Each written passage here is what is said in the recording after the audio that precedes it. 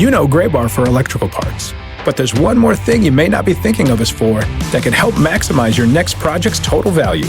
Our pre-project planning services are designed to help you win the bid, save on labor costs, and keep your installers productive across your entire build.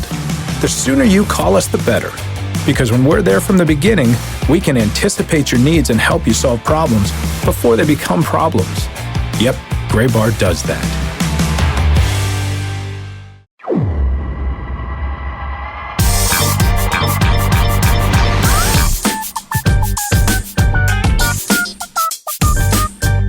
Set to record this week's episode of the show before the show. We had game planned and done stuff to plan out the show, and my dog got up in a huff and left the room. I think she was annoyed that I ruined her nap time. But those are the prices that you pay to record an award-contending episode of the Minor League Baseball podcast. Welcome in, everyone, alongside Sam Dykstra and Benjamin Hill. And by alongside, I mean they're like 2,000 miles away in New York City. My name is Tyler Mon. We are back after a week hiatus. It's good to see you, gents. How are you? Good. Yeah, it's good to be back. We didn't really prime people for being off for a week, but there was just so much happening last week between Tyler, and we'll touch on this in a second. You were in Taiwan for the WBC qualifiers. Ben, you were on your honeymoon in Puerto Rico. I was in the midst of top 30 write-ups. I still am in some ways. So it was a little bit of a hectic week last week. So we decided it was just easier, instead of going the four corners of the earth, to record a podcast, to take the week off. And back at it this week with, it feels like a lot has happened in 2 weeks. Not only the start of spring training, but Ben, like promo calendars are being released far and wide. And yeah, we are past the lean times for sure. But Tyler, you called this you said we were on a hiatus, but this podcast has been promoted. We were on a double atus. Oh, the fact that we have gotten promoted comes as a surprise to me. I was hoping we would at least make it to AAA, since it was the International League. I was going to say, we've been doing this for over a decade. Yeah, it was a triple. Oh, yeah. Could have been in the International League. Let's not cut ourselves short. It's after a decade of service, I would have hoped that we were at least up in the International League, but we're tapping out. We're topping off our minor league baseball careers. Ben, how was the honeymoon? It was good. Yeah, 3 nights in Puerto Rico. You know, it's the biggest triumph really was just doing it. Jill and I have done things kind of backwards from the start in terms of the order of having a kid and marriage and the honeymoon. So yeah, we never left. Harry just turned 4. We had never left him away for any night, not even one night. So it was like some angst of going away, especially on Jill's part, just the gender stereotypes here. I was like, it'll be fine. And Jill was like, oh no, let me write a 24-page bullet point list. You just leave some, like a few dishes out for him? Just let him have Yeah. We just said, look, you know where your toys are, and just like had some huge dishes, like a huge smoothie. You can just keep going back to it. Yeah, some pirate's booty, and just said, like, have a ball, kid. It was good. We just 3 nights in Puerto Rico. We were not ambitious about it. Just a place near the airport, big hotel. Didn't worry about, really. I hate to say this because, especially with my job, it's always like try to really learn about the areas and exploring America through minor league baseball. And I like to do that on my personal vacations as well. But this time it was like, nah, we're finally getting away. We only have 3 nights. No time to waste. We're just going to hang out at this resort and not worry about renting a car or driving to other locations or being tourists. I mean, we were being tourists, but we're going to be tourists within the confines of this hotel, which will overcharge us for everything. So that was the mantra of the trip, is like, it's our honeymoon. Just trying to get that out of my mind, because I am like a middle-aged dad in a lot of ways, just like, what? I can't believe what they're charging for this, but like just get over it. And I came back with a lot of bug bites as souvenirs. In our hotel room, there was a sign in the bathroom that was like, beware of these bugs. And I'm sure they put that sign there because people get bit up and then think they're bed bugs in the hotel or whatever. But no, it was midges, aka no-see-ums. Oh man, Jabba Chamberlain is you got the Jabba Chamberlain suite. He's got that. He's having the sweats now wherever he is. Yeah, so they're starting to go away, but oh man, I have a whole full suite of bug bites all over my body, and now I look at them and say, "Hey, it was my honeymoon." Um, it was not quite the same level of relaxation for Sam Dykstra, who wrote over like 50,000 words of top 30 blurbs. Yeah, yeah, that was the final count. I got everything done yesterday. I'm still editing some other lists that we've done through our beat writers have done. And I had helped guide the process a little bit. But we're almost there. Tyler, you and I can talk about this in an upcoming segment, but the top 30 list will be out next week, which is incredible to think about that we are finally almost at that finish line and everybody gets to enjoy the fruits of that labor because it's been months long putting these together and researching and talking to people and then writing and writing and writing and writing and writing and writing. But yeah, I'm very much looking forward to having them out in the world. And then Tyler, you were the big baseball person guy last week, this week, with everything that happened in the WBC qualifiers, both Chinese Taipei and Nicaragua going to the World Baseball Classic in 2026. You got to watch the whole thing. Man, it Not was a only watch the whole blast. thing, call the whole thing. I Yeah, should say. an absolute blast. Big congrats to Nicaragua. They were the first place finishers. They went 3-0 and dominated. They gave up 2 runs in their 3 games combined, and they went to extra innings and walked off in each of their first 2 games. They won a 2-1 game, a 2-1 game, and then a 6-0 game. And they were outstanding. So big congrats to Sandor Guido, the manager in Nicaragua. And then for Chinese Taipei, man, it would have been a massive, massive bummer for the WBC if Chinese Taipei had not made it in. And Spain had gone 2-1 through the first 3 games. They crushed Chinese Taipei on Friday in the first game, but then they rallied. They came back and ended up getting a win in the finale 6-3. So Chinese Taipei advances, and that's one of the baseball craziest places on the planet. There were videos that went around social media this week of tens of thousands of people at watch parties, at outdoor watch parties across the island of Taiwan. The people who couldn't get tickets for the final, who were just hanging out, as though it was a World Cup final match or something like that. And it was just the play-in game essentially for the 2026 Classic, which I keep wanting to call the 2023 Classic because time doesn't mean anything anymore. But it was awesome, man. It was a very fun 4 days of baseball. And by the time you are hearing this, we are approaching the second World Baseball Classic qualifier coming up in Tucson, starting on Sunday, Monday, Tuesday, off day Wednesday, wrapping up on Thursday, I believe. And the 4 teams in that one. I won't be on the call for that one. That's going to be Greg Caserta and Steven Brault, the former big leaguer with the Orioles and the Pirates. Those games will involve China, Germany, Brazil, and Colombia. And again, the top 2 finishers. That will move on. And then we'll have the final field of the 2026 World Baseball Classic, which is very exciting stuff. But man, there is nothing as cool as being able to do a game in that atmosphere in the sold out Taipei Dome. And it was a blast. So we all, in our various ways, we all got to have a week away from the Minor League Baseball podcast. But it feels weird when we don't see each other for a week, and it's good to see both of you. I mean, in Ben's case, quite literally, we get itchy, right? Yeah, Yeah. yeah. And Tyler, I'm going to give you an opportunity to flex here a little bit, and I'm also giving you an assignment as the producer of the show to Ah, drop your call of the final out for okay. Chinese Taipei's win in that final, just to share that atmosphere, because it was, I mean, one of your best things, and I've told you this before, one of your best traits as an announcer is you are great at the big moments, and that's why you keep getting these assignments. Calling Chinese Taipei punching their ticket with the entire stadium going nuts, and you can hear that come through your mic was perfect for that moment. So I want Thanks, you to put man. that in right here. Ready. 1-2 pitch. Got him! It did not come easy, but it's here all the same. Let the party begin in Taiwan. Chinese Taipei is back in the World Baseball Classic. Yeah, it was pretty cool. It That was was incredible. it was pretty cool. It was they were tense. I mean, it was, you're going into the last game. If they lose, Chinese Taipei, just for some background for those who are fans of baseball, maybe fans of international baseball, but don't know all the mechanic behind it. Chinese Taipei won essentially the biggest tournament in international baseball outside of the WBC back in November. They won the Premier 12 tournament. They beat Japan at the Tokyo Dome, a shocking upset. And it was, I mean, the biggest win in the history of Taiwanese baseball.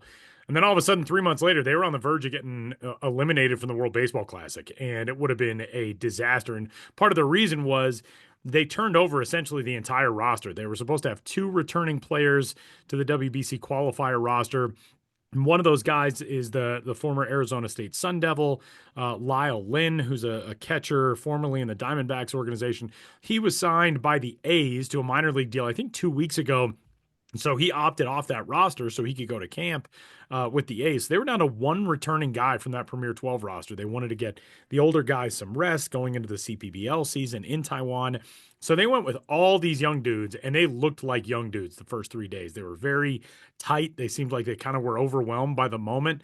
But man, they rose to the occasion on that last day on Tuesday, and it was cool to see the fans get a chance to experience that. And it almost worked out better having them in that second versus third place game because it was a winner take all sort of deal. We all kind of expected going into that qualifier, well, Chinese Taipei is just going to roll everybody. They're going to cruise into the main tournament, and that was not the case. But that meant that we got a chance to get that atmosphere and that environment, 40,000 people in that sold out dome for a fourth night, and it was amazing, man. And the amount of people, the amount of fans in Taiwan, reaching out to me and Ryan Roland Smith and telling us how much they love the English language broadcast because of the fact that we've really tried to learn a lot about Taiwanese baseball culture and what it means to have this Chinese Taipei team as the second ranked team in the world now, according to the WBSC point system. It was amazing and it was a blast. And to get to watch those fans celebrate, to get to watch that team celebrate was really a very moving experience because they didn't get to do that in November. That game was in Tokyo. And so there were only, a couple thousand people who made that trip. So to get to watch that entire place just in complete delirium was pretty amazing. And there's nothing like international baseball, man. I can't wait for WBC 26. It's going to be the best edition that we have seen of the Classic so far. And it'll be really interesting to see who comes out of this Tucson qualifier as well, coming up this weekend and next. It'll be fun. Yeah, no, I'm excited to see how that one goes too. And the idea that we still don't know what the full group will be going into next year. I think adds a layer of excitement. There's certainly more interest in the WBC than ever. When it ends on a strikeout of Shohei Ohtani versus Mike Trout, I mean, people have been waiting to get back to something like that. And yeah, who knows? I mean, who could it be next year? Roki Sasaki versus Juan Soto? If Dominican, like the 2 big additions of this internet, all the possibilities feel endless. And after so many guys played in 23, you would think that they're going to be a lot more willing to go right back at it. Yeah, absolutely. So that was the last week for the 3 of us. And of course, while we were gone, the baseball world did not slow down, and that includes in the minor league baseball world. And Benjamin Hill keeping us updated, coming back, I'm assuming, to 8,000 emails from teams about promo schedules and alternate identities and all the rest. Ben, get us up to speed on what's been percolating around minor league baseball while we were gone. Yeah, I mean, now's the time when just fast and furious, a lot of things related to the 2025 season are being released. I am in the middle of that tedious but necessary period of the off season where I'm logging promo schedules as much as I can get to it, and I'll be highlighting a few of my more random favorite promos, theme nights and things like that in the near future. But there were also, the week I was gone was the biggest alternate identity release week of the season. And in my newsletter, the Baseball Traveler newsletter, please subscribe. I highlighted pretty much everything I missed while I was gone. I didn't quite characterize it like that because I didn't want to make it about me, but I was like, here's things that have just come out. And there have been a lot of them. But I want to start with the Fresno Tacos. We've talked about the Fresno Tacos before on the show. And it was in 2015, the Fresno Grizzlies announced that they would play a game as the Fresno Tacos. They already had a successful taco truck throwdown event that continues on to this day. It started as an in-game promotion. Now it's a standalone off-season event. Fresno, they make the claim and they back it up well that, Fresno is the birthplace of the taco truck with, feeding, um, Mexican workers in Fresno dating back to the 40s. And, so there's a huge taco culture there. And so in 2015, the Fresno Grizzlies said, we're going to play a game as the Tacos. Now we don't bat an eye at that thing. But that was a decade ago. And it was like, whoa, what? You're not just like going to do a taco promotion. You're going to play a game. You're going to change your name and play a game. And that's really where all this started. So this week, the Fresno Tacos announced the 10th anniversary Fresno Tacos, edition of that alternate identity. There's a taco truck, on the hat as the primary logo, and there's a sleeve patch that says the OG alter ego, kind of like, making that claim, like, and I get emails like that quite a bit of like, was this always such a thing? Like, why do teams do this so often? And so just want to lead this discussion with that. Like, it really does go back to Fresno Tacos a decade ago. Which a decade feels like a long time and no time at all, given how, like you said, like food-based identities specifically, but also just alternate identities as a whole have exploded in that short amount of time. Yeah, I mean, it went from I can't believe a team is doing this to like most teams do this. If you're not doing it, you're dropping the ball. Yeah, in the span of a decade, and yeah, it's interesting to think about it that way. So yeah, Fresno Tacos, their 2025 identity is now out. They're playing as the Tacos on May 30th, the OG alter ego. But what else do we have? We've talked about Akron in this space quite a bit, the Rubber Ducks, often doing food things. We talked about the JoJo's, the side potato dish. We talked about sauerkraut balls. We talked about Barberton hot chicken and what is it? Barberton fried chicken and hot rice, which is a town near Akron, and on and on. They've done a lot of food stuff. Who would have thought Northeast Ohio had so many regional food specialties? But the latest one is the Akron cheese salads. So it's pretty much what it sounds like. It's more or less a standard salad topped with a quote mountain of shredded mozzarella cheese. And because I got worried when I Healthy. saw this image that it was the cheese had replaced the lettuce. That's what I would prefer. I mean, To yeah, be that would be honest. that would be wonderful. If We I would all had die to. at 55, but like, leave yeah, a beautiful corpse, but like, no, it's just a mountain of cheese on top of a regular salad. yeah, a mountain of shredded mozzarella cheese, and the logo. You can probably imagine it. It's an anthropomorphic salad bowl with a lot of shredded mozzarella in the top. And I like the quote on this one from Jim Fander. It's been with the Akron for a long time, been in minor league baseball for a long time. Was with the Charleston River Dogs through some of their zaniest years before that. But he says the cheese salad is truly an Akron creation. Just as the mountain of cheese hides the other part of the salad to create a surprise in every bite, there is a unique piece of history hidden around every turn in the city of Akron. So it's a Huh. metaphor, a cheese salad metaphor. Ah, I Yeah. see. And I don't know if I would. To me, like the surprise being a leafy green vegetable is like, well, that's kind of a bummer. I would just want more cheese as the surprise. They'd be like, hey, this isn't healthy at all. This is great. That's what I would prefer. yeah, yeah, you're right. A piece of lettuce or a wayward tomato as a surprise is maybe not the best surprise, but I did like that quote. And Akron is they've got a whole lot of local history on tap this year. I'm trying to remember off the top of my head. Like one of them I think was related to like celebrating PVC piping because of its roots in Akron, that kind of thing. You learn so much. You just learn so much. It really is cool. I mean, this is a common thing that we talk about a lot on the Show Before the Show podcast, but it really is cool how much we all know about various areas of the country because of the way minor league baseball tells these stories. And that's the Ben's Biz mantra, exploring America through minor league baseball. But like, we wouldn't know that. I wouldn't know that Rod Serling from the Twilight Zone was from Binghamton, New York, and that's a connection to carousels and the Rumble Pump. Like, I wouldn't know those things. I wouldn't know that, the Shoeless Joe Jackson operated a liquor store in Greenville, South Carolina, and now his house is across the street from the Drives ballpark. I wouldn't know about a cheese mountain on top of lettuce. An exploding whale in Oregon. This is one of the things that I love about minor league baseball. And it's funny because I do this online sports trivia thing that happens every couple weeks. And one of the questions was this team is being called Hub City for 2025. Where do they play?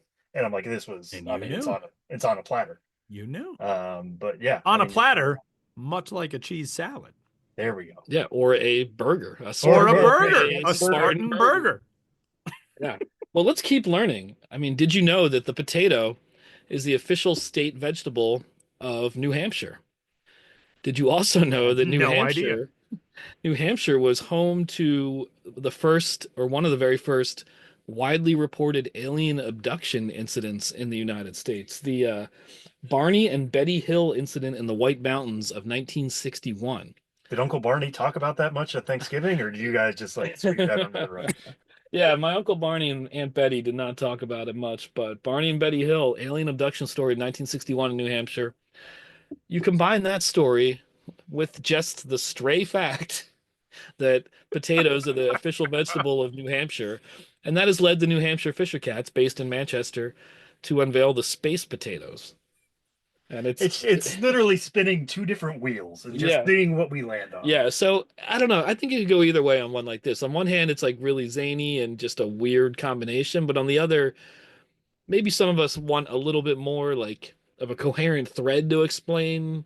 Maybe if like New Hampshire potatoes went into outer space for some Yeah, reason. or like they were part of the abduction, like these were a couple of Potato potato farm. farmers, right? Exactly, and then they Yeah, got or abducted if while Uncle Barney harvesting. had described the potatoes or the aliens as being like potato in shape. Potato-like. Yeah. Yeah. But no, these are just two completely random things just mashed up. So we have the space potatoes, and the logo is like a potato. I don't know if he's coming out of a UFO or being sucked into one, but he's just like, ah. Yeah, that's the thing. Is he coming down from the spaceship, or is he being abducted into the spaceship? Yeah, it's a little hard to tell. But he plays baseball, incidentally. He carrying The a bat bat. red. He has a bat and he has got a ball, and he's either being sucked into or coming out of a unidentified flying object. So that's the space potatoes. April 19th. Be on the lookout. That's coming up soon. Then we'll move on to Jacksonville. The Jumbo Shrimp, we've talked about their promos a lot over the last couple of years, a lot of zany theme nights. So it might surprise you that they've never done an alternate identity until now, until this, the Honey Drippers. And a Honey Dripper is, I think, most popular or established in Jacksonville's East Side neighborhood. And it's basically a frozen dessert. I think kind of like a nice snow cone type, ice and fruit juice and sometimes real fruit. So they are playing as the Honey Drippers, and they've got a real bold color scheme that's kind of lightish blue, yellow, and a pinkish red. On social media, they were saying, check out this drip, check out our drip. They're the Honey Drippers. It's got a lot of color. One of the Honey Drippers giveaways is Honey Drippers sublimated shorts. So get to the ballpark to get some Honey Drippers sublimated shorts. What is? I an feel very out of interesting- touch. What are sublimated shorts? I think it has to do with how like the color or pattern is applied on the Yeah, it's like the short. printing process, Did it. basically. Okay. I feel But like these for shorts, anything dripping on a pair of shorts seems like it's an interesting mental image. yeah, we'll leave, I'm a leave little that there. unsettled by it. Another one that's a little hard to explain, Winston-Salem Dash. They've been big players in this space. We've talked about the Tobacco Beetles, and we've talked about the Hype Hens, and several others over the last couple years. They are going to be the Winston-Salem Hooch Pooches, and they've got a 1920s style pinstriped aesthetic with this. So it's like, what do you get when you combine a Boston Terrier, which is the Hooch Pooch, a Chicago affiliation, the Dash are a White Sox affiliate, illicit liquor production, and a physical location within the cradle of automobile racing. Combine all those things together, and you get a Hooch Pooch. It's I guess auto racing, the roots of that can kind of be traced to a degree to like bootlegger runs Yeah, and some of that's that that's basically bootlegging. what they say like the origin of NASCAR was. Yeah. Yeah. Run, So hooch running, moonshine yeah, so running. it was like these early, race car drivers essentially were running Prohibition era booze shipments out of North Carolina in and other, more southern states into big cities like Chicago. So the Dash, they're a Chicago White Sox affiliate, and they're based in North Carolina. They celebrate auto racing. We know that. We had Real Deal Rally Neal on the show just a few weeks ago about his race car sponsored by the Winston-Salem Dash. So it's a lot of things all jammed up together to create the Hooches, and that's on June 20th. Then we have Toledo Mud Hens, the Toledo Mud Crawlers. Toledo has a history of automobile production like over a century now, and since the 1940s, Jeeps have been manufactured, assembled in Toledo, and a mud crawler being, a name for a Jeep. So this logo has a duck driving a mud splattered Jeep, and the duck is waving. So the reason it's a duck is because I'm not part of this fraternity, but like Jeep owners often decorate their Jeeps with like little toy ducks. And then if you have a Jeep, there's the Jeep wave, where you Yeah, see another Jeep on the road and you do a little, often with your hand still on the wheel, like you it's kind like the of two stick up your finger finger. thing. Yeah, Yeah. Yeah. So this, The two finger salute. yeah, Maybe we call that. yeah. So this duck is doing a Jeep wave and driving a Jeep for the Toledo Mud Crawlers. They're playing as the Mud Crawlers on 6 occasions in 2025. The Wisconsin Timber Rattlers. This one, of all the ones that we've talked about so far, probably made the biggest splash online in Wisconsin. The frozen pizzas. And you think, why Wisconsin, the frozen pizzas? But they, Chris Merring, he emailed me some separate links related to it. There's a lot to back this up of Wisconsin being like the frozen pizza capital of the world. And in the press release, they note Wisconsin's large cheese production, manufacturing know-how, and big appetites all contribute to its frozen pizza dominance. And there's been like news stories about how like you go to a supermarket in Wisconsin and the frozen pizza section of the frozen foods aisle like stretches for, I was gonna say miles, not quite miles, but they have like just so much frozen pizza in Wisconsin. A lot of frozen pizza companies were founded in Wisconsin. One that stuck in my mind is there's a bar in Wisconsin called the Tombstone Tap that was called the Tombstone Tap because it was across the street from a graveyard. And these guys who ran this bar back in the like, 50s and 60s started selling pizza at the bar.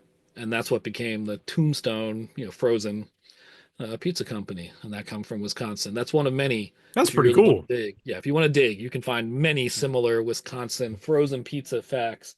Sam's And Sam's skepticism was evident there for a second. He's like somebody No. else I frozen told pizza Ben this first. yesterday when he told me that fact. It was uh surprised. Like that was something I had always kind of wondered, but never actually researched. It's like, why is this Tombstone? Like, why? Yeah, I I always would have figured it had like an old West connection. Yeah, or maybe Maybe because of those like, commercials back in the it's on day. a pizza stone. Is that Yeah, something? Where, yeah, I mean, yeah. there were so many other ways to go for that, other than no, we literally serve this at a bar across from a cemetery.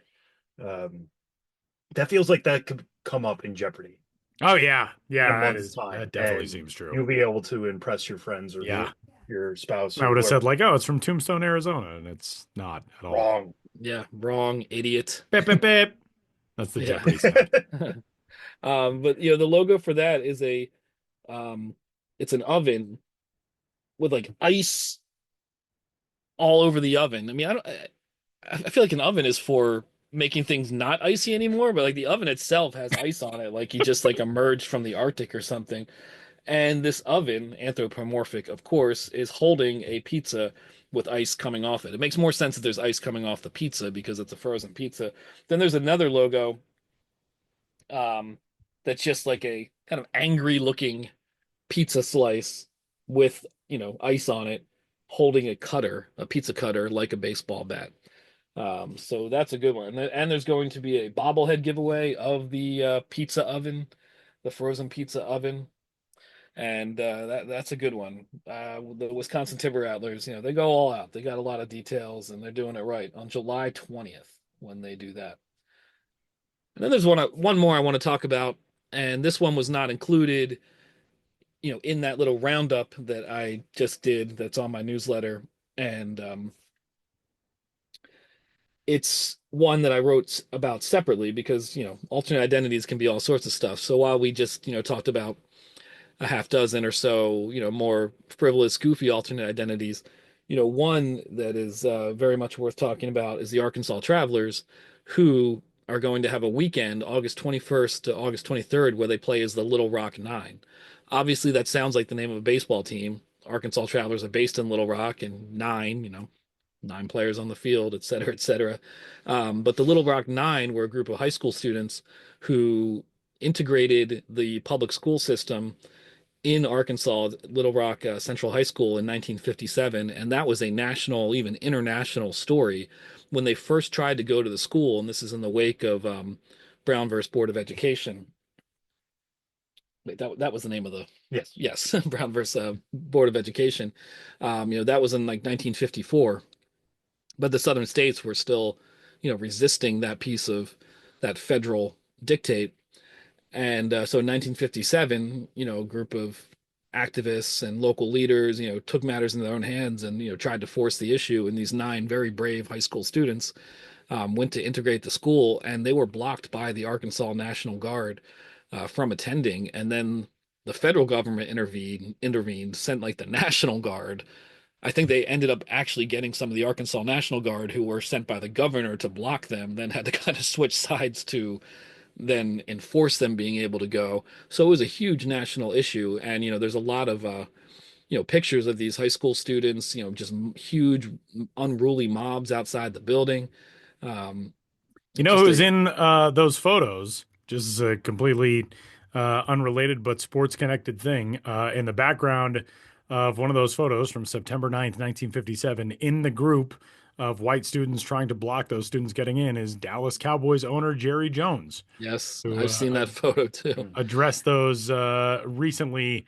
There was, the pictures came out and there was, conversation around it. But yeah, kind of an interesting one of those things that, 1957, he's a kid, and then those pictures surface again, 65 years later. It's a fascinating thing. Yeah, so of the Arkansas or the Little Rock Nine, that group of students, seven are still alive.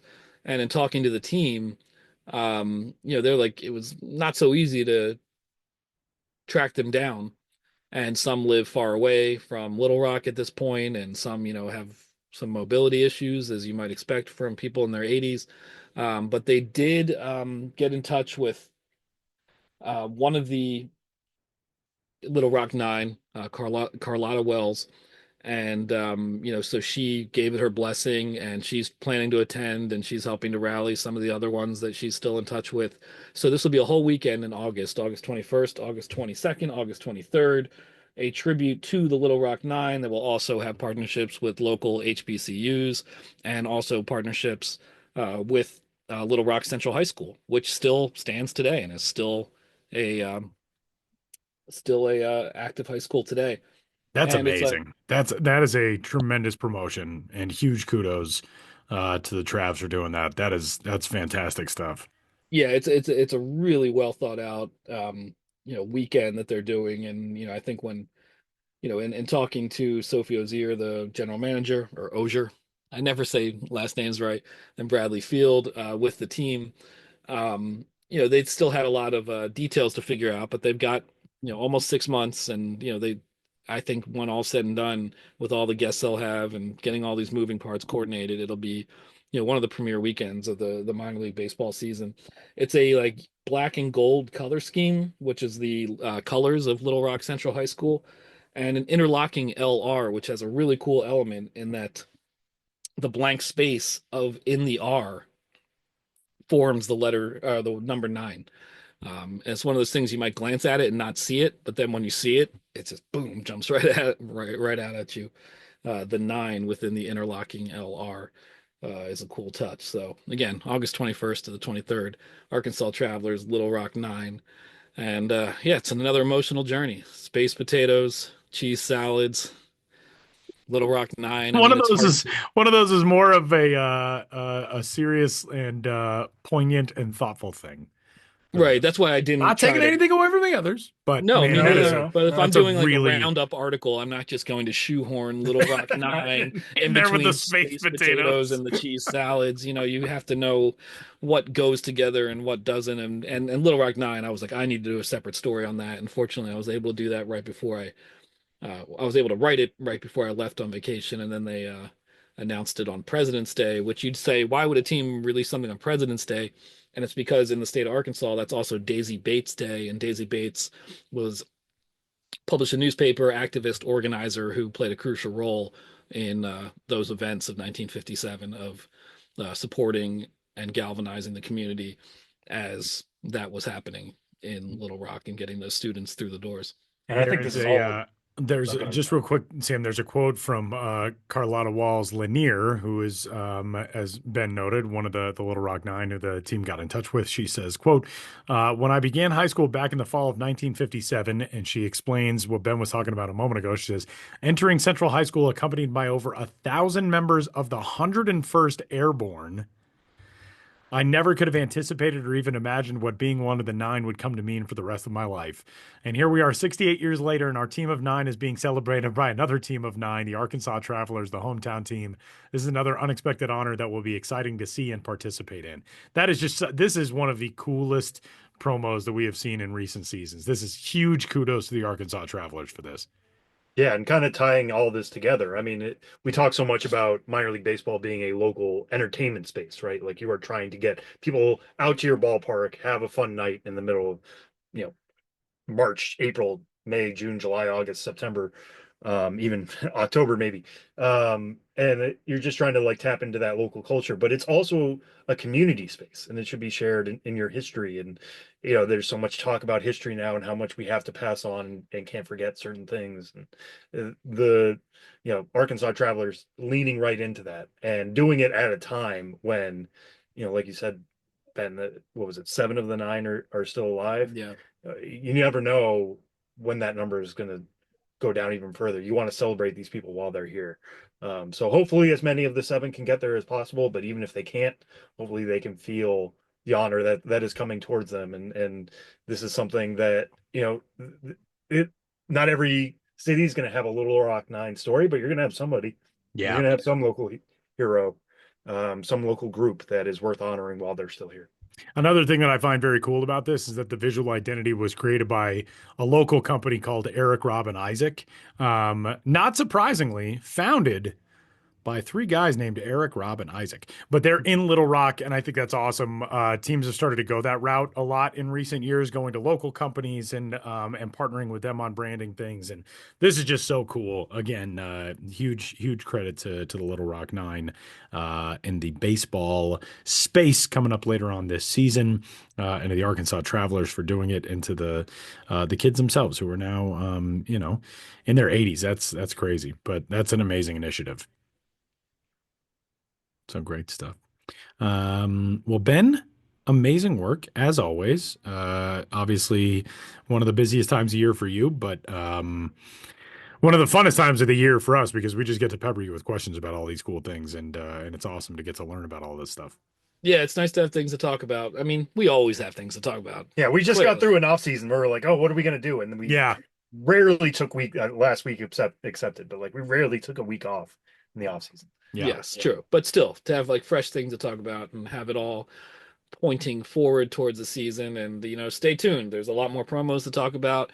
In addition to updating the ballpark guides and logging those promo schedules into my spreadsheet, I got to make some itineraries, and I hope to have that complete or near complete by next week. So stay tuned. Good stuff as always from Benjamin Hill, who's going to join us again for Name That Dude coming up later. For now, we'll step aside. We're going to talk some spring training stuff and hear from a Royals prospect. Ben, thanks. Thank you. It was a pleasure.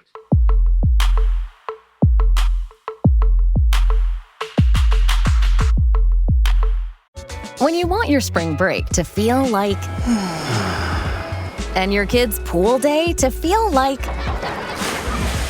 and your hotel bed to feel like Ooh, and room service to feel like...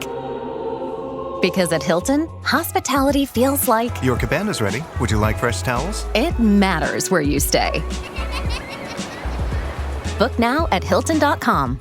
Hilton, for the stay. Well, spring training is off and running in Arizona and Florida, and Sam Dykstra has his finger on the pulse of all of the latest and greatest around spring training. Sam, of course, we've got, top 100 out, top 30s coming for teams around baseball. But the storyline that has consumed the early days of spring training is the ABS system, the automated ball strike system, which has arrived in Major League Spring Training.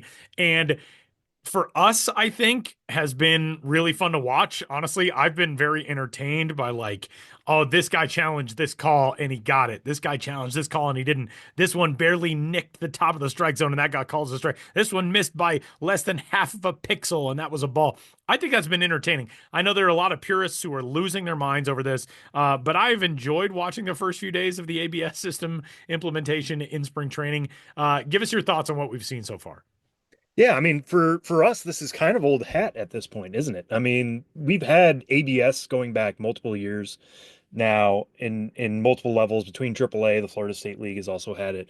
We've seen the challenge system for a while now too, between the Arizona Fall League, between minor league baseball and those same spots. So this is kind of, the minor leagues and the Arizona Fall League are testing grounds. That's the whole point. And not the whole point, but that's like one of the reasons why these rules get introduced to those places first, is to see how minor leaguers do with them, see what tweaks need to happen. In this case, like what needs to happen with the zone itself, how big it needs to be, how rounded it needs to be. As it stands right now, the ABS strike zone is 17 inches wide. The top end of the zone is 53.5% of the player's height. So player heights have to be measured correctly and accurately. And the bottom is 27% of the player's height. So it's not like, hey, it's your knees to your belly button or your knees to halfway between your belly button and the letters. It's very distinct areas. That changes. Jose Altuve is going to have a different strike zone than Aaron Judge, obviously, and that's measured by their height. But we've talked about this for years, and I think the thing we've always come back to, Tyler, is that the challenge system is better. One, it preserves the human element. Humans are making the calls, every call during the game, technically. They are making every ball strike call. And then over the years, it's changed for how many challenges you get, that kind of thing. What they're using in spring training right now is 2 challenges per team per game. If you get it right, you get your challenge back. And they're just feeling their way out on this for potential implementation in 2026. It's not going to come to the major leagues in 2025. This is just another testing ground, seeing how major leaguers do it, because sometimes they would rehab in AAA and get a look at it, but they need to actually participate in it. And I think the thing that stood out to me so far, because so much of this is not a surprise. You're talking about like getting to see Hawkeye on the scoreboard is pretty cool for everybody. We've seen it. I love it every time when it zooms in and it's like, oh, it missed, like you said, by less than half an inch. First time I got to see it in person was at the AAA National Championship game last year, and it was awesome, man. Like seeing it, and it's so seamless and it's so fast, and that's what people don't get. We've talked about this so many times. You could be at a game, someone challenges a pitch, you don't even notice because you turned around to say something to someone, and then it happens and the game proceeds. Yeah. It's a seamless process at this point. It reminds me a lot of challenges in tennis. If you've ever seen a challenge in tennis, the crowd gets into it. I think baseball crowds will get into it as well. And there was a call this spring already in which it was challenged, and I think it was confirmed to be correct. And it was confirmed to be correct because the umpire turned his mic on and said the call on the field is surprisingly correct. Like, that was so good. I don't know if he thought like he was questioning his own call or if he was just like, how dare you question me? And it was said with a little bit of sass. I don't know. It was great. It was great. It was great. I don't think that'll fly in a regular season game, but it was great. Yeah, it was a little bit of theater in spring, and we'll welcome that every time. But I think the thing that stands out to me most is because we've seen it in AAA, we've seen it in the Florida State League, but these are active regular season games that teams are trying to win. So there's always been some strategy of how do you use your challenge? Who gets to use a challenge? Because technically, if you've haven't seen this yet or you haven't seen it in the minor leagues, only the pitcher, the catcher, or the hitter can challenge. And a lot of teams tell their pitchers, you are not challenging because A, you are only out there for so long. You are not going to burn one of our challenges. And B, every pitcher thinks every pitch they throw is a strike unless it literally hits the ground. So they're going to be frustrated. They're going to act a little selfish. And I totally get that. I would have the same impulse. The catcher who's back there for the entire game is seeing the entire picture, is obviously seeing it enter the zone, has a much better view of it, the same view that an umpire would. Let your catcher do the challenging. And then for certain hitters, there was also a joke about this, I think, with the Dodgers when they were like, hey, if this ever comes to the majors, Max Muncy is going to use all of our challenges. He questions every call that goes against him. He's going to lean the heck into this. There are certain batters who like it will be the first inning and it's a 1-1 count and it's just on the edge 1-2 and they're like, no, I think that was on the edge. I want to challenge. No, it's not. And you burned one in the first inning. Like some teams will be like, hey, save it for the later innings for more high leverage situations. Let's try to use it on 2 strike calls or walk calls or what have you. So let's be strategic about that. It seems like a lot of major league clubs right now are really like, hey man, we're just feeling this out. Go for it. If you have something you want to question, let's see what happens. We don't know. We don't know. Like, so if you have a legitimate reason to challenge it, just do it. I think that's happening more with hitters and catchers still. I don't think you're seeing a lot of hitters or pitchers try it, but I love that because we're getting to see it more often. It would be a real shame if Major League Baseball was trying this out in spring training and teams were saving it for the later innings and then not using it. And we don't have that data collection, or in my view, fans aren't getting to see how it works either. So the more teams use it, the more information we're going to get, both as a sport, but also just as people who enjoy watching the sport. It seems like all the reviews so far have been pretty overwhelmingly positive. Again, because it keeps that human element in the game. I think the one most notable negative reaction has been Max Scherzer. Yeah. The quote was, and I'm paraphrasing a little bit here, is we are humans. We should be judged by humans, which you still are. Like, again, the call is originating from a human and then is being checked. Also, don't you kind of feel like if Max Scherzer had gotten the one that he challenged right, he'd be like, yeah, this is fine. I think somebody else would have. I think Max Scherzer is generally a very principled person. That is true. And he's also very much a veteran who is willing to share his takes on things, which is great. As a journalist, I love that. More of that, please. But we'll see. And the thing that has to be highlighted here too is Max Scherzer is a very, very veteran pitcher who hasn't really thrown with this before. The guys who are coming up are used to this. Yeah, the guys who have been in the majors for 3-4 years are not used to this, but remember what this was like. That's another reason why you test these things out in the minor leagues, so that future major leaguers, if the rule comes, are not caught flat-footed by the time it gets there. So, in not very long, we're going to get to an entire major league class of players who have played with the ABS system at one point in their careers. It's the same way it was with the pitch timers. When the pitch timer came to the big league level, we saw so many guys who had already experienced it at the minor league level that it made sense by that point.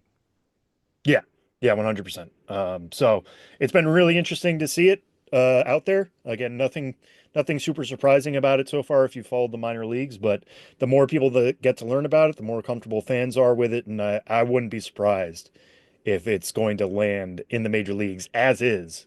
I haven't heard anything about that directly or anything like that. This is just based on my experience and what I've seen, but I think it's coming to the major leagues quite soon. All right, Samuel, we are past the release of the top 100, and we have top 30 prospect lists coming for each organization around Major League Baseball. But one of the guys who's really stood out so far in the early going in big league spring training is Chandler Simpson, who, just to touch on another international connection, he was on the USA Baseball squad for that Premier 12 tournament we talked about in the first segment. Chandler Simpson, a guy who's got really interesting skill set, blazing fast, speed-wise, really, really good bat to ball last season between high A and double A. Not a lot of pop there, but a guy who seems like he could fit with the Rays sooner rather than later. Give us your impressions of Chandler Simpson at this point. Yeah, I mean, if you've followed Chandler Simpson at all the last few years, I mean, he has been a very special player in that Tampa Bay system. I mean, of course, last year led the minor leagues in stolen bases. 2 years ago, tied his good friend Victor Scott for the minor league lead in stolen bases. He's consistently been up there. It's weird to say he's like this generation's Billy Hamilton, but he is, because it feels like Billy Hamilton wasn't that long ago. But 104 steals last year, 94 steals the year before that. If he gets on first base, everybody in the stadium knows he's going to try for second, and pretty much everybody knows he's going to try for third after that. It's just he might be the fastest player in all of professional baseball right now. I feel pretty comfortable saying that. And not only that, I mean, it's elite bat to ball skills. The guy knows how to put the wood on the baseball, put it in play, and use those wheels if it's an infield grounder. We've seen this a few times this spring. Even if it's a ground ball to second base, you have to get rid of it quickly because he is burning out of that box. The guy does not take it slow coming out of the box because he knows who he is. He can turn an infield single into a double or a triple because of his stolen base threat. He hasn't been thrown out on the base paths yet. 2 for 2 in steal attempts. I expect that's going to continue to be increased. But like you said, Tyler, I mean, it's 20 grade power. It's bottom of the scale. The way I describe him hitting, or at least his impact at the plate, it's like he's throwing the ball to the outfield. And that isn't a bad thing because it's done purposefully so that he is putting it into a space where the fielders aren't. He has that good of a bat control. All he needs to do is get on first base. But I mean, this is somebody who in today's game only has one homer over the last 2 seasons. He's played 225 games and only has one homer. At a time where so many players are aiming for impact, aiming for that exit velocity, aiming for lift, aiming for ball flight, he's gone the other way. And so many people I talk to in the game, and so many of what you'll read in the game is that he's very much a throwback player. I remember talking to his dad last year at the at Rookwood Field game, and he comes from educators. Both his parents are educators, and they have long taught him about the history of baseball. And we were talking specifically about the history of Negro Leagues baseball and black baseball in the South. But he's studied those. He knows that there were guys who just got on and then ran around the diamond. And he wants to be one of those guys because he knows he has that in his bag. Not everybody can do that. I would love to be able to be like, yeah, I'm just going to steal second all the time. That's the player I'm going to be, but I don't have Chandler Simpson speed. Nobody does. So And he's a guy who is from the South. He's from Atlanta. Went to college at UAB in Birmingham, so obviously familiar with the history there. Then he played at Georgia Tech. But another thing that's kind of interesting to note, it's not just in his professional career that the power has been limited.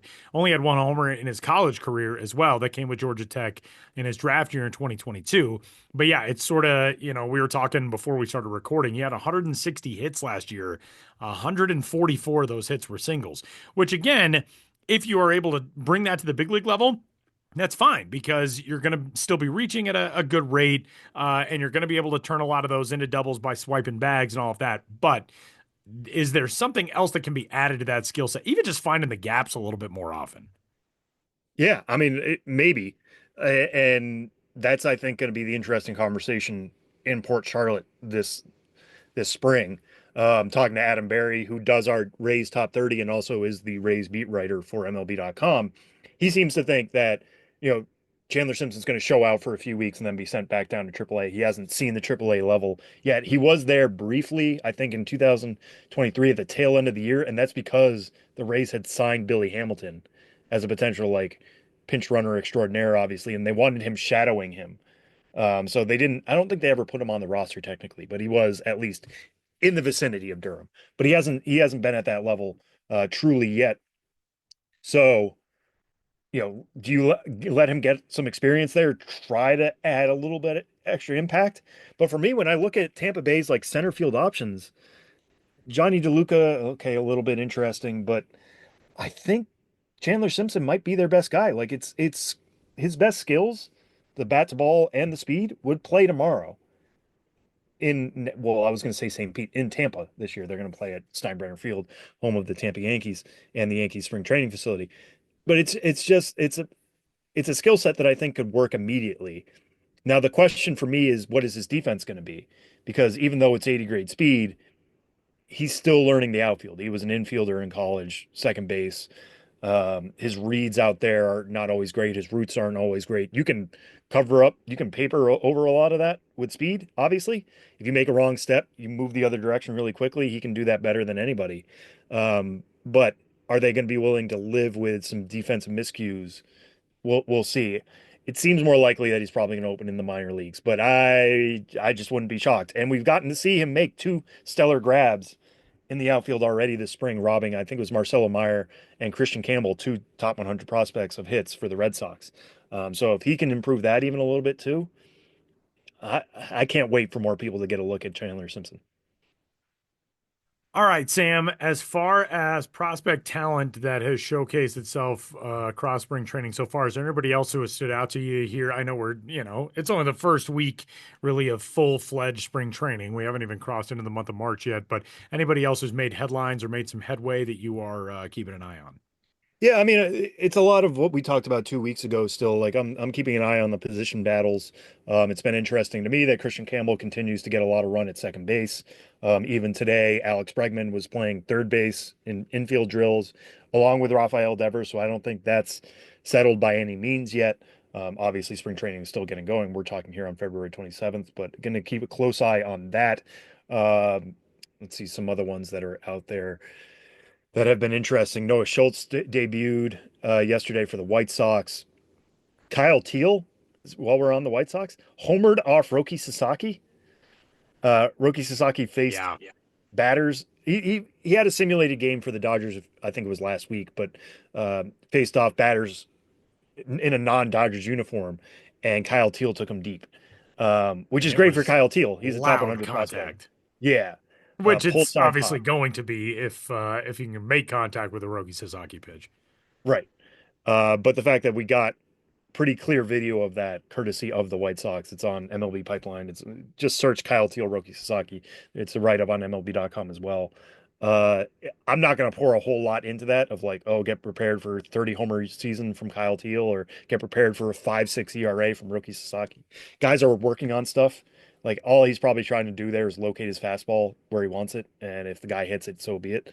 But it's the type of stuff I love, and the fact that there is so much attention being paid to the backfields now because of matchups like that is great. I love it. That's the amount of times I'm going out to Florida starting on Sunday for MLB Network's 30 camps in 15 days. And I have my duties in the morning, and then I go and interview the farm director, and then I head to the backfields and watch what I can. And sometimes there are a lot of people back there, sometimes there aren't. I think there might be a lot more interest now because word's getting out. This is where you find these guys. Finding Roki Sasaki is not going to be that difficult, but I don't know. I'll be interested to see what the interest is on some of these backfields next week. I'm super excited to get out there. I'm super excited for what I'll hear. I remember this time last year going to Fort Myers and Red Sox camp and being like, so who's standing out so far? And they're like, oh, this Christian Campbell guy, we think we got something. He's pretty fast. And if he starts elevating the ball, like there's some pop in there. We really think, I was like, okay, that's interesting. Like, that's kind of cool. He's a compensation pick after the fourth round. Maybe they'll turn him into something. Didn't show any power at Georgia Tech. Boom. Minor league player of the year. Minor league breakout player of the year. Top 100 guy. Top 10 guy. Not only Fort Myers, but everywhere else. I'll be super interested to see what seeds are being planted for the 2025 season to come. All right, Sam, well, we are headed to Arizona for this week's episode's interview and the Kansas City Royals organization. What do we got coming up? Yeah, this is a chat I had last week with Steven Zobac, a top 30 prospect for the Kansas City Royals. I should say we are rolling out our top 30s next week, starting on Monday with the East Divisions, the Central Divisions on Tuesday, and the West Divisions on Wednesday. And then the spring breakout rosters will be revealed shortly after that. So next week will be a big week. I don't want to give away where Steven Zobac is placed right now. At the end of the season, he was placed at number 17. I will tell you now, he will be higher than 17 on the Royals list when that comes out next Tuesday, courtesy of Annie Rogers, the Royals beat writer who did tremendous work on this year's top 30 for Kansas City. But he was a fourth-round pick by the Kansas City Royals in 2022, played two ways at Cal. And we'll talk a lot about that, about his transition from being an outfielder slash pitcher to being a full-time pitcher, and how even though he's 24 years old now, there's still a lot of runway as he's getting used to pitching. And also, we talk a little bit about this as well. It's an interesting time for two-way players in the Royal system because Jack Caglione, their first-round pick last year, is giving up pitching. He's going the other way. He will only be hitting in 2025 as he tries to force his way to Kansas City. So what is it like to go on that road? What kind of advice does Steven Zobac have for others? So this is my chat with Steven Zobac from Surprise, Arizona.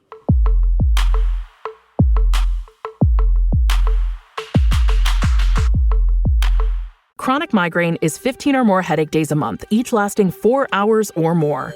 Botox, onabotulinum toxin A, prevents headaches in adults with chronic migraine before they start. It's not for those with 14 or fewer headache days a month. It prevents on average 8 to 9 headache days a month versus 6 to 7 for placebo. Prescription Botox is injected by your doctor. Effects of Botox may spread hours to weeks after injection, causing serious symptoms. Alert your doctor right away, as difficulty swallowing, speaking, breathing, eye problems, or muscle weakness can be signs of a life-threatening condition. Patients with these conditions before injection are at highest risk. Side effects may include allergic reactions, neck and injection site pain, fatigue, and headache. Allergic reactions can include rash, welts, asthma symptoms, and dizziness. Don't receive Botox if there's a skin infection. Tell your doctor your medical history, muscle or nerve conditions, including ALS, Lou Gehrig's disease, myasthenia gravis, or Lambert-Eaton syndrome, and medications, including botulinum toxins, as these may increase the risk of serious side effects. Why wait? Ask your doctor, visit BotoxChronicMigraine.com, or call 1-800-44-BOTOX to learn more. Well, we're very pleased this week to be joined on the Minor League Baseball podcast, the show before the show, with Royals right-handed pitching prospect Steven Zobac. Steven, thanks so much for joining us. You're in Royals camp as we speak right now as a non-roster invite. I mean, what have these first couple days been like for you? Man, it's a total joy to be here. Like, just being a part of something just so spectacular coming from a postseason run we had last year. You can feel the energy in the clubhouse. You can see all the guys' excitement to be here and stuff. So it's really cool to be and have the honor to be there. Yeah, one of the interesting dynamics I always feel like whenever I walk into a spring training clubhouse is who's seated where, like where your locker is, who you're between, especially as a guy who's an NRI for the first time. So where are you located, and whose ear are you talking off in these first couple of days? Yeah, no, they actually do a pretty good job of spreading everyone out. They kind of got a couple catchers on one side, and pitchers are kind of located in this area. But man, I'm sandwiched between, like a pitcher to my right, pitcher to my left, a catcher. Then we got an infielder, you got an outfielder. Like, it's Gavin Cross is just like two squares over from me. So they do a pretty good job of kind of intermingling everybody. Nice. Yeah, and what are your goals as a non-roster invite? I mean, I'm sure part of it is just to be in that locker room for the first time. You haven't been part of that process before. This is a first-time experience for you, but is it something like you're thinking about, hey, if I'm in the clubhouse, I have a shot, or how do you approach just that challenge? I think honestly, there's a lot of guys that try to play manager and try to see where they're going to line up at the end of spring training and stuff. Like, when I got the invite, my main goal was just to go there and just be a sponge of knowledge. Just see how these guys go about their business every day, what time they get into the fields, talk to the coaches who I haven't met, who haven't really been around, and see what they have to say about my skills, and honestly just be seen as well. I have other coaches that have seen me and been able to come out to some of these minor league facilities that we've played at, and the big league side of things, they're doing their own thing, so I like to go and show them what I have to offer and stuff in front of them. So that's kind of my perspective of it. Yeah, and when you talk about being a sponge, what's the biggest thing you've picked up so far? Man, the biggest thing I picked up was honestly just visual, like seeing how guys work, seeing how guys go about their business. It takes the word professionalism to a whole nother standard when you're dealing with guys like Salvi, Bobby Witt, stuff like that. It's pretty cool to watch them, how they do their business. Mm-hmm. Yeah, and especially like you said, coming off last year, you can only imagine the buzz in that locker room is a little bit different than it was 12 months ago. But For speaking sure. of being different than 12 months ago, I mean, you're coming off last year. You were the Royals minor league pitcher of the year, 3.64 ERA, 123 strikeouts and 126 innings between high A Quad Cities and double A Northwest Arkansas. I mean, now that you've had a full off season to take in what you accomplished last year, what were the keys for you to getting off to such a strong start in Midwest or in Quad Cities and carrying that to NWA? Yeah, it was just the confidence piece. First year you're in the program, you're trying to, get your feet wet a little bit. You're meeting a bunch of new people still. You got a bunch of firsts. You're away from your family, you're across the country. I mean, I grew up in California, so going all the way up to South Carolina was new. And I think this past year it was, let's get rid of all of those outside noises, and just focus on baseball and focus on the things that I need to really work on. And that confidence piece came from that. So I think that definitely translated from Iowa, where I started, and then moving up to Arkansas. Had that first bad outing, and then realized that nothing's changed. It's still baseball. It's still the same, sport that I've played since I was 6 years old. So go out there and compete the best that you can, and hopefully that will be enough. And it was for sure. So Yeah, and one thing that stood out to me too, just looking at your numbers, your strikeout rate went up, strikeout mhm. percentage, I should say, from high A to double A. That's not normal. Normally it Yeah, claws back a little bit. yeah. What adjustments were you making, or what allowed you that to happen? Yeah, I had a meeting before I left Iowa that kind of flipped the switch a little bit. It was just something super small, writing the strike zone down on paper and looking at a diagram of where my pitches are effective in, and just drawing dots. It sounds so crazy, but drawing dots and getting that visual of what you needed to do in order to have success. And I took that down to Arkansas and just started practicing that and repeating what I needed to do, and stopped really worrying about how to, I guess, how to pitch certain guys in certain ways and try to remember all nine hitters and do all that stuff. It's like, what do you do best? And then if there's guys that you need to really focus on, those are the guys you can focus on, and try not to flood your head with too much information. So take me through what these diagrams look like. Are you doing a different diagram for each batter then, or how did No, you approach no. that? So the diagram is basically a statistic showing where you have your most effective pitches. So where your fastball is most effective, slider, changeup, and seeing that on that diagram with the hot zones and the hot charts. People play MLB The Show and they'll see that stuff when they're playing. Um, and when you get to see that on yourself, it kind of puts into perspective of, I actually need to throw this here more. I didn't think I had that zone covered, but the numbers show that I do pretty well in that spot. So I took that and ran with it. Yeah, and you've always been a pretty good command guy and control guy. Hmm. You're somebody who always stays in the zone really well. I know that goes back to your athleticism, as a two-way guy in Cal, and I want to get to that in a second.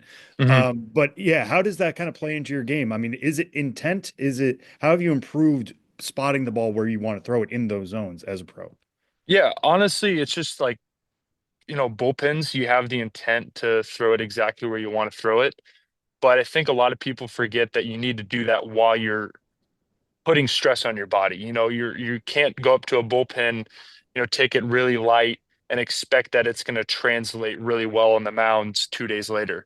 When you go into a bullpen, you're working. You're up there, and that's your job to do as best as you possibly can with the most effort that you can, in order to translate onto the mound. And I think that's something I've done through this process, taking off days, of course, taking light throwing days, doing that stuff. But the moment you step on the bump, like that's your job. That's what you're there to do and get paid for. So, Mhm.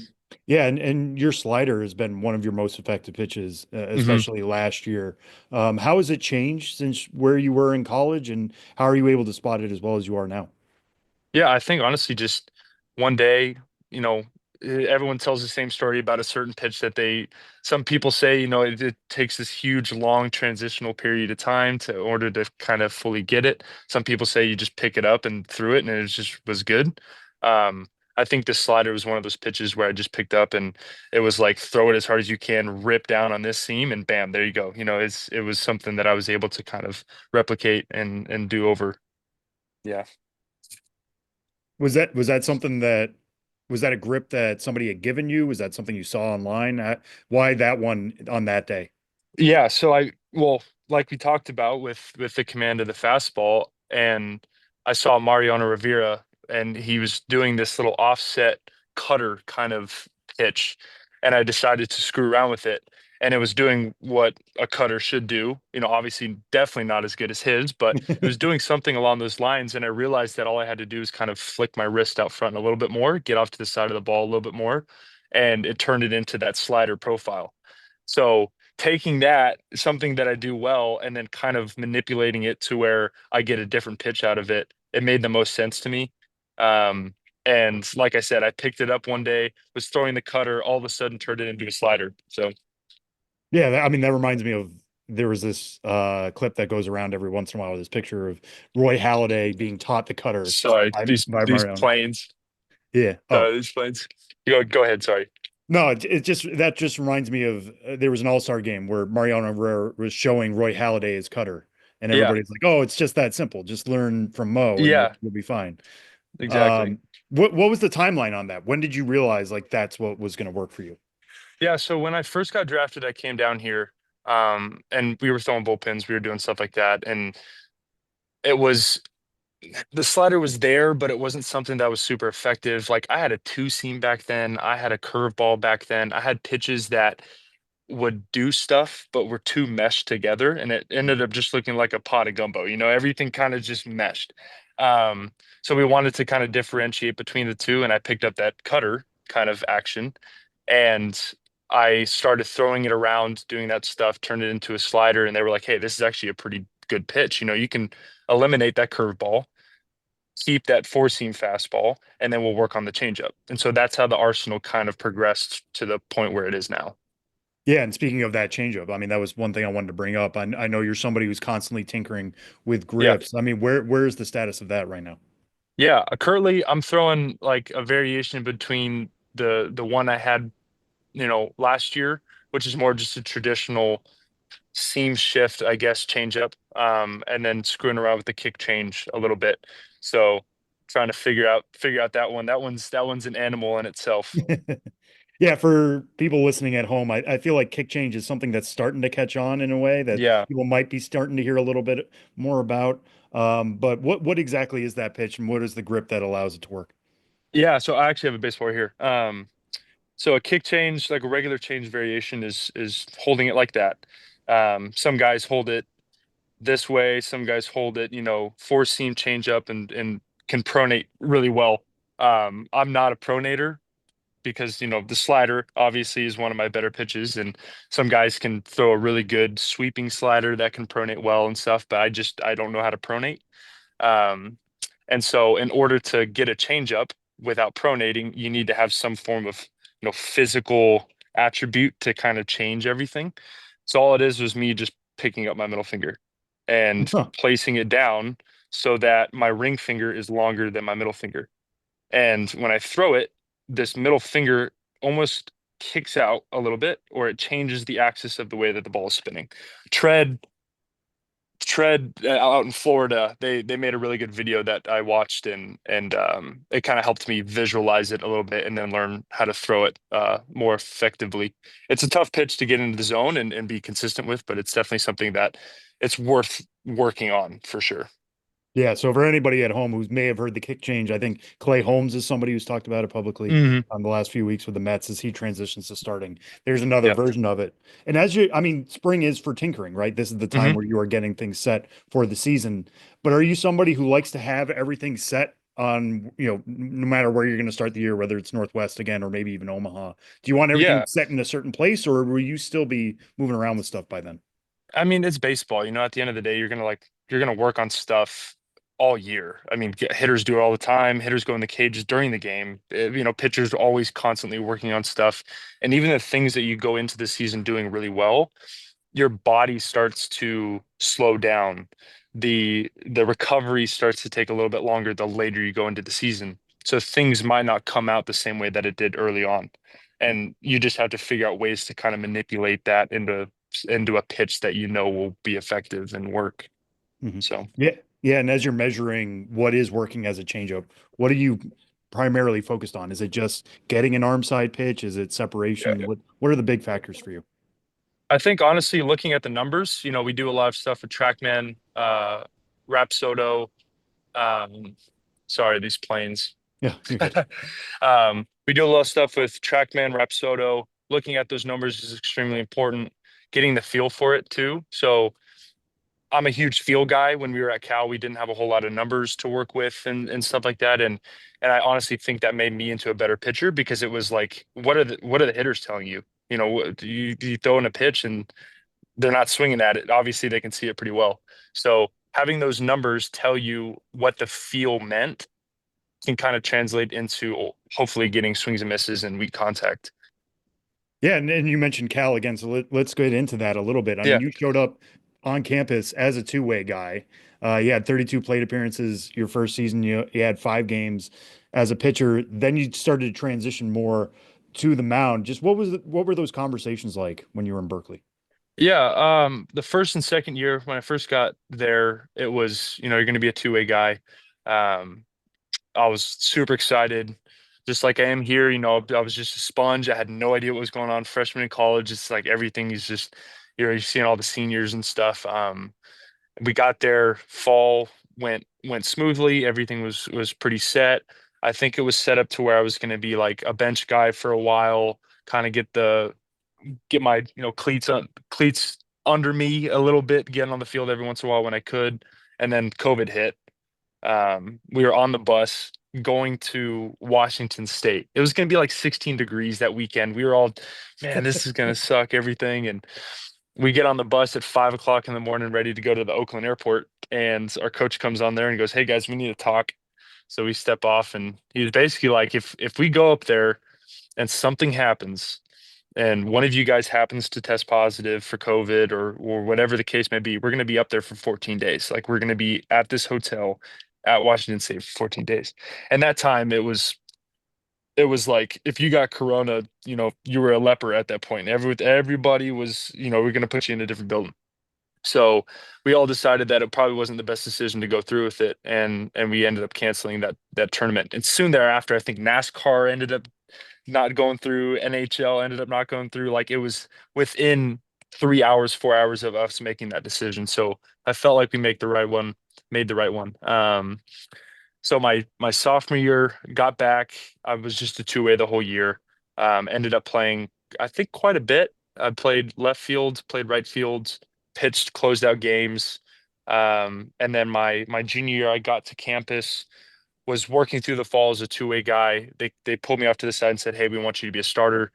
And just looking back on the previous 2 years, I realized that I was average at best on both of those attributes, as a pitcher and as a hitter.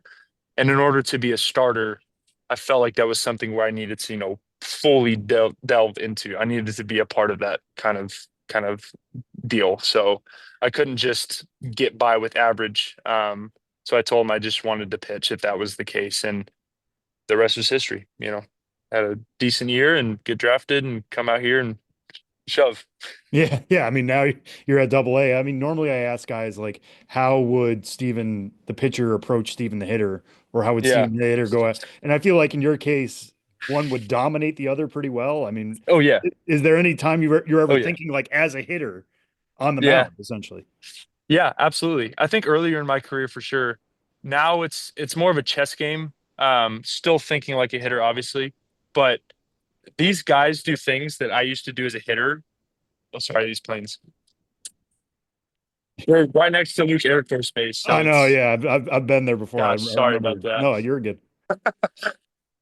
I mean, they cannot be they cannot be more than 400 feet in the air. Like, they're so close.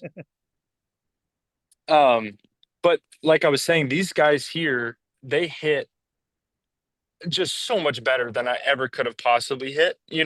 So trying to think like they're thinking is just not even close to in my wheelhouse. So every once in a while, it's like a timing thing. I remember being uncomfortable when guys would do certain things like this and trying to get a read on a pitcher. So smaller things now, but trying to think like they're thinking instead of going up there and knowing what I do well and capitalizing on that it's honestly been better to think more on the pitching side of things. Yeah. And then, and kind of extenuating that out on the mental side. I mean, at what point did you feel like, okay, I am just a pitcher? That's fully how I think of myself. Was it draft day? Was it year one or year two into pitching? I mean, you're still Yeah. pretty young on the pitching side, even Yeah. getting drafted out of college. Yeah. I think, I know, obviously, I don't, I don't only think I'm a pitcher. I always think like, hey, I can get in the box, some slow pitch softball tournament or something, and be able to rip it. But I think now I'm comfortable with the idea of just being a pitcher. And I think it was probably, I want to say, like halfway through my first year when got promoted to um, Quad Cities. I think it was kind of like, okay, this is you're starting to get the hang of this. Like you're starting to get your feet under you and you're starting to move in a positive direction. All of this stuff that you had to do earlier with treatment, then go hit the cages, then go outfield work, then pitch, and then afterwards play a game. All that stuff is behind you, and you can only focus on keeping your body healthy and pitching. So it was a blessing in disguise. Mhm. Yeah, and it's an interesting time to talk to a Royal about two-way status. Jack Caglione, the first round pick last year, Yeah. Royals have said he's the opposite of you. He's only going to be hitting Mhm. from at least this year. I mean, I know it's early in camp, and I saw him, appearing there the other day. But have you talked to him about that? And like, if for anybody else who's going through that type of process, that transition from two-way to one-way, what is your Yeah. advice for them? I think honestly, I would say like the biggest thing is make your own decisions. If you're feeling uncomfortable about certain things, whether it's I don't think hitting is really cutting it, or I don't really think pitching is cutting it, make your own decision off of that. But try to do it as long as you possibly can, because you will see every single attribute of the game as a two-way guy. You'll be able to pitch, you'll be able to hit, you'll be able to play defense. Like you will learn so much more about the game of baseball so much faster than you will if you were just one position, you know. So that's what I would say. But the transitional piece, it's still baseball. You're still going to go out and compete and do what you need to do. Mhm. All right, we'll wrap up with this. I mean, you were talking before about how to approach spring training camp as an NRI. You're not only soaking up information, but you want to show everybody what you're capable of. I mean, more Mhm. people will be watching Royal spring training this year than last year, given the success of the major league team. I'm sure fans are going to learn a little bit about yourself, but also coaches as well. How are you going to approach that first Cactus League game? Like, are you going to want to come out firing 97, 98 to say, hey, I have this in the tank, versus I want to show I'm going to be able to do this in September, October, and lean off of it a little bit? How do you approach that first one? Yeah, I think honestly, whatever my body's going to give me is what I'm going to give it. So I think it's just going out and trying to compete my best that I can, and just do the best that I possibly can at that given day. So. All right. Well, we're looking forward to seeing it. Steven Zobac, thanks so much for joining us, and best of luck the rest of the spring. Yeah, absolutely. Thank you. Appreciate it.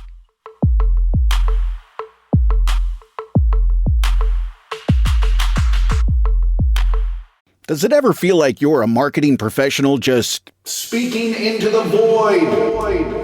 But with LinkedIn ads, you can know you're reaching the right decision makers, a network of 130 million of them, in fact. You can even target buyers by job title, industry, company, seniority, skills, and did I say job title? See how you can avoid the void and reach the right buyers with LinkedIn ads. Spend $250 on your first campaign and get a free $250 credit for the next one. Get started at linkedin.com/campaign. Terms and conditions apply.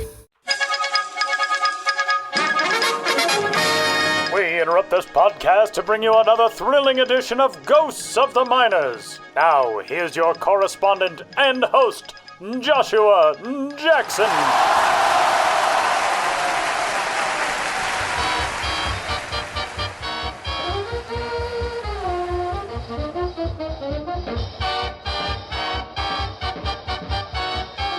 Welcome back to Ghosts of the Miners, in which all of you out there in Radioland must identify the legitimate historical ball club or player hiding amidst the fraudulent pair. One once wowed in the box and on the grass. The others never made it out to the yard. In the last segment, I asked you which of the following minor league baseball players did at one time exist. A. Rabbit O'Hare. B. Ruru Stultz. C. Bunny Mick. You're not buggy if you picked C. Bunny Mick, who put together an impressive 9-year career but never hopped up to the majors because his tunnel up from the minors was blocked by a couple players you might have heard of. Joe DiMaggio, then Mickey Mantle. Malcolm Bunny Mick, who got his nickname as a babe when his mother noticed him wriggle his nose, had hops. A basketball scholarship took him to the University of Tampa in his native state of Florida, but he volunteered to go much farther and fly much higher with the Army Air Corps during World War II. Late in the summer of 1945, Mick was making much of himself on the airfield and the ball field. Starring on the baseball team of the Pampa Flyers at the Air Corps facility in Pampa, Texas, Bunny, who was a genuine rabbit on the base paths and had remarkable plate discipline, was bound to get caught up with scouts eager to repopulate the minors and the majors with competitive players as servicemen returned stateside. It was the Yankees that snared Bunny, and in 1946 and 47, Bunny ran out for the Amsterdam Rug Makers in the Can-Am League and the Norfolk Tars of the Piedmont League. With those rug makers in 47, he stitched together a league-best .357 average, and he won another batting title with the 1949 Belleville Stags, for whom Bunny also served as skipper, with a .354 mark. Much as Bunny liked to run, Bunny did a whole lot of walking for the Stags. Here's an Easter egg for stats fanatics. He worked 104 bases on balls in 77 games and struck out just 3 times. You could go down a very deep rabbit hole trying to find any other player in pro baseball who's done that. And Bunny was in a race for a 3rd batting title in 1950 as he was hitting .320 through 85 games with the Kansas, Oklahoma, Missouri League's Independence Yankees when New York bumped him up to the Kansas City affiliate for the rest of the season. Meanwhile, 36-year-old Joe DiMaggio was putting together a .301 batting average for the big club, and 18-year-old Mickey Mantle was socking the cover off the ball for the Western Association's Joplin Miners. But our Mick, Bunny Mick, continued playing and managing in our minors, the minor leagues, straight through 1954. He went on to a very successful career in the life insurance business, but the surest thing of all was his love of baseball. He was a coach for the Astros and the Cardinals. He's credited with helping St. Louis great Vince Coleman become a much more selective hitter and a better bunter. And in 1998, the 75-year-old Mick, who would pass away in 2005, told the Joplin Globe, "I teach hitting and bunting to kids of all ages. I'll help anybody. I'll do it for free if they don't have any money." And that's how Bunny Mick was great with both the carrot and the stick. Now, on to the question for next time. Which of these fashionistas actually suited up in the miners of yesteryear? A, the Susanna Hat Makers. B, the Marietta Tie Weavers. C, the Cynthiana Cobblers. Want to know the answer? Look sharp. Or tune into the next Ghost of the Miners. But for now, you'll have to excuse me. My producer Ben Hill is ready for grapefruit action, and I've got to peel some citrus.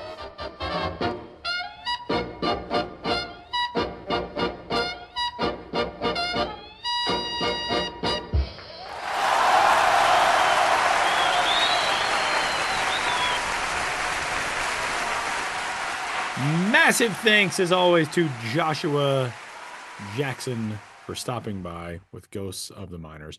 And before we get out of here on this week's episode of the show, before the show, it is time for Name That Dude. And this week, it is my dude to name and Ben and Sam's dude to guess. And let's dive in. Let's get to it. This dude, as we kick off this week's edition of Name That Dude, was drafted by Atlanta in the 5th round of the 1989 Major League Baseball first-year player draft. Nice. I don't think this is going to give anything away, but he was drafted from Westminster High School in Westminster, California. If either of you got that, I would be like, this is the most impressive guess ever. Yeah, I'm just glad this guy was drafted in the 80s. I feel like I have a better chance of getting it. Like that's 80s and 90s. I feel like I have less of a chance. Yeah. If I was not alive when this guy was I'm so young. I'm Sam Dykstra.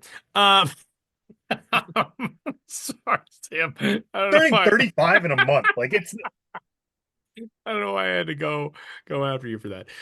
Okay. Drafted as noted in 1989. He made his debut that season and played 42 combined games between the GCL Braves and the Sumter Braves in Sumter, South Carolina.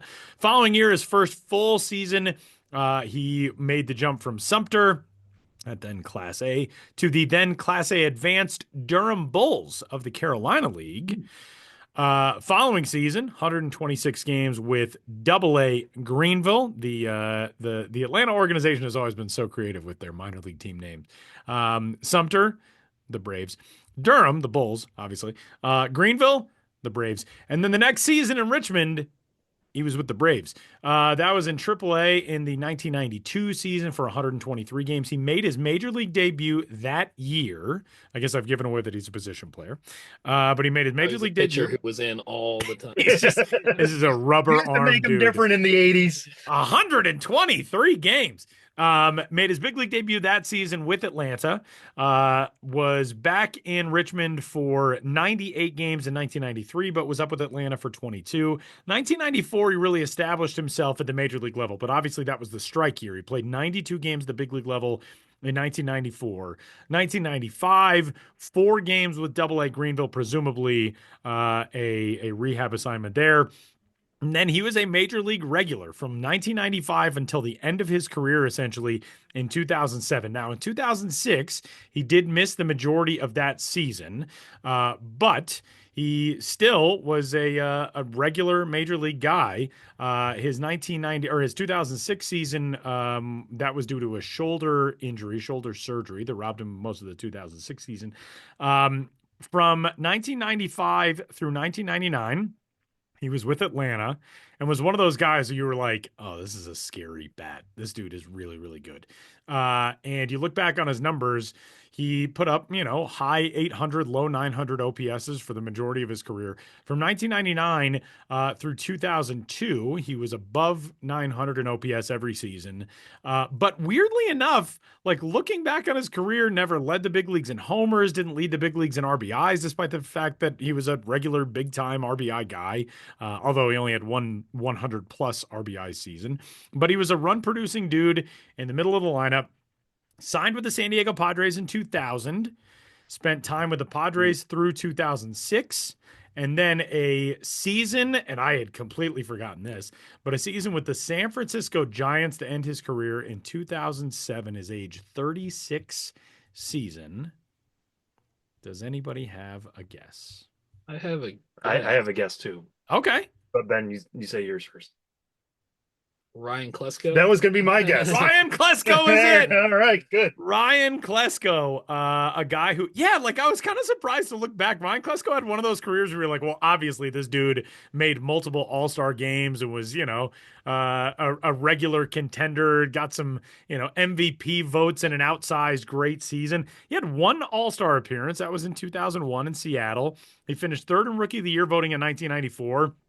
Other than that, he was just like a good player, like one of those Hall of Very Good guys, but not a ton of accolades. Career high for home runs in a season. He actually only hit 30 home runs twice in his career, 34 for that National League Championship team in 1996 with Atlanta. He was big in the World Series in 95 and in 96 for that team. He actually hit home runs in 3 consecutive World Series games against Cleveland in games 3, 4, and 5 of the 95 World Series when Atlanta captured its only World Series championship of that run. And then in 96, he was, another middle of the lineup bat for Atlanta in that 6-game World Series loss to the New York Yankees. But I kind of figured Ryan Klesko, that guy had to have been like a 4 or 5-time All-Star. Just one All-Star appearance, somewhat surprising to me. Yeah, I remember him mostly because, the early 90s when the baseball card, boom was really peaking and there was a lot of kids around my age. I didn't like all the speculation but my brother and stepbrother were really into it and I got involved a little, but Klesko was one of those hot rookie cards of the early 90s. Like, oh, you got Ryan Klesko? I'll trade you for Eric Anthony and Phil Plantier, Yeah, just a good 90s, 2000s baseball guy, Ryan Klesko. And he is our dude on this week's episode of Name That Dude. Very proud of both of you guys for getting Ryan Klesko. He also, to tie it back up with the international baseball stuff, he evidently won the 1988 World Junior Baseball Championship with Team USA, which is now known as the U18 Baseball World Cup. Who knew? He won that in Australia, in Sydney, which I would love if they would host one of those events. I would love to get back there. All right, you dudes, that'll do it for this week's episode of the Show Before the Show and this week's episode of Name That Dude, which is one of our favorite things. I also got a suggestion from Kenny Van Dorn, which I believe will be my next one, but it is one of those ones that I'm like, oh, I didn't even really remember this guy's name. So it'll be, you got to think about it a bit, but that'll be, in a few weeks as we keep on rolling with our rotating cast of characters and Name That Dude. The infinite well that is dudes for Name That Dude. For Sam Dykstra and Benjamin Hill, my name is Tyler Mond. Thanks for joining us. Good to be back with you on this week's episode of the Show Before the Show. And we will catch you next week.